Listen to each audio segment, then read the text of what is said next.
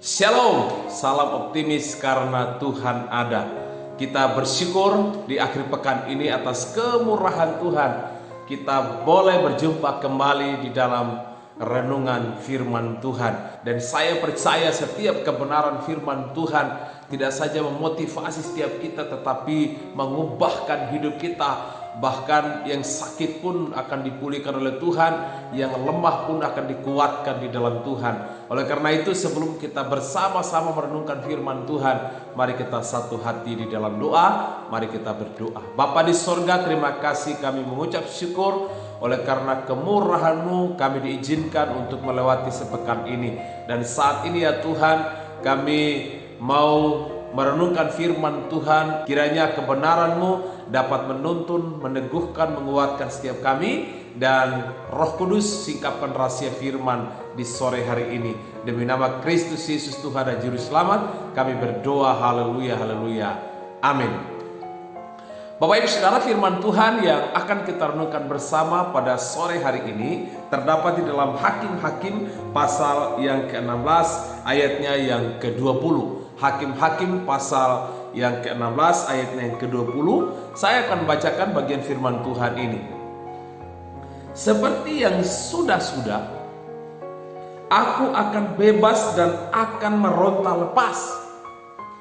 Tetapi tidaklah diketahuinya bahwa Tuhan telah meninggalkan dia. Tetapi tidaklah diketahuinya bahwa Tuhan telah meninggalkan dia. Bapak Ibu Saudara yang kekasih dalam Kristus, dari teks bacaan kita dalam bagian firman Tuhan ini mengisahkan tentang kehidupan seorang hakim yang bernama Simson.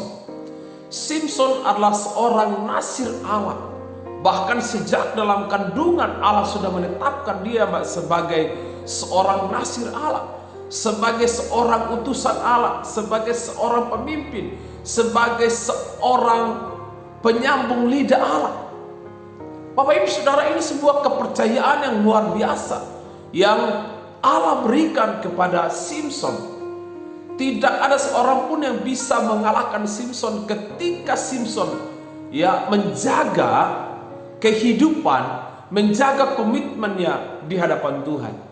Bapak Ibu Saudara yang kekasih dalam Kristus, di ayat yang ke-20 bagian kalimat terakhir ini menjelaskan bahwa Simson tidak tahu lagi bahwa Tuhan telah meninggalkan dia. Apa yang membuat Tuhan meninggalkan Simson? Oleh karena Simson tidak lagi menjaga kepercayaan yang Tuhan berikan di dalam hidupnya. Kepercayaan apa yang Tuhan berikan di dalam hidup Simson? Kepercayaan yang Tuhan beri adalah kasih karunia, di mana dia ditetapkan oleh Allah sebagai seorang nasir Allah, sebagai penyambung lidah Allah. Saudara yang kekasih dalam Kristus, ini adalah sebuah kepercayaan yang begitu mulia, yang begitu agung, tetapi Simson tidak menjaganya. Bapak Ibu Saudara kasih oleh Tuhan, karena ada godaan. Bapak Ibu Saudara, setiap hari ada godaan datang melalui seorang perempuan yang nama Delila. Setiap hari dia datang terus menanyakan Simson, apa kekuatanmu sehingga engkau bisa mengalahkan orang Filistin. Hari pertama, hari kedua, hari ketiga, ketika perempuan itu datang membujuk Simson untuk menceritakan di mana letak kekuatannya, dia tidak memberitahukan. Bapak Ibu Saudara kasih oleh Tuhan, kalau godaan yang terus bertubi-tubi dalam hidup kita, bisa saja kita terjebak di dalam hidup ini seperti Simson. Saudara, hanya karena nafsu, hanya karena keinginan daging, harus melepaskan kekudusan yang Tuhan percayakan di dalam kehidupan Simson. Hanya karena sebuah keinginan sesaat, membuang kepercayaan yang Tuhan berikan di dalam kehidupan. Bapak Ibu Saudara yang kekasih dalam Kristus, dari kehidupan Simson kita belajar bahwa dalam hidup ini ada kepercayaan yang Tuhan beri dalam hidup kita. Apakah itu kita sebagai seorang pelayan Tuhan, kita sebagai seorang guru sekolah minggu, kita sebagai seorang worship leader, kita sebagai seorang pemimpin, kita sebagai seorang suami atau seorang istri. Kadang-kadang kita gak jaga kepercayaan yang Tuhan beri dalam hidup kita. Dengan banyaknya tawaran, banyaknya godaan, membuat seseorang itu atau membuat kita bisa terjebak untuk kita bisa jatuh.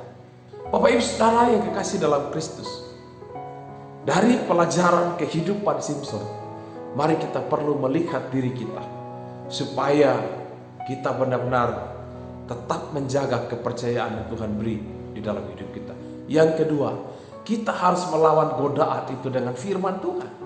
Kita harus berdiri teguh di dalam kebenaran firman Tuhan agar kita tidak terjebak, tetapi kita berdiri teguh di dalam kebenaran firman Tuhan. Biar kalau firman Tuhan di akhir pekan ini boleh meneguhkan setiap kita.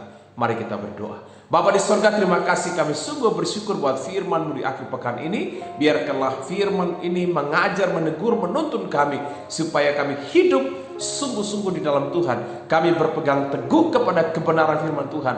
Kami tetap terus berkomitmen di dalam Tuhan, sehingga kami tidak terjebak dengan godaan-godaan yang ada di sekitar kami, supaya kami tetap menjaga kepercayaan yang Tuhan beri di dalam hidup kami. Baik di tengah keluarga, di tengah usaha, di tengah pergaulan, dimanapun kami berada. Biarkanlah kepercayaan yang Tuhan beri dalam hidup kami, kasih karunia yang Tuhan beri, talenta yang Tuhan beri di dalam hidup kami, kami tetap menjaganya, sehingga kehidupan kami boleh menjadi berkat. Terpuji nama-Mu, kami ucap syukur demi nama Yesus, Juru Selamat kami yang hidup, kami berdoa. Haleluya, haleluya, amin. Puji Tuhan. Bapak Ibu Saudara, demikianlah renungan di akhir pekan ini. Tuhan Yesus memberkati. Shalom.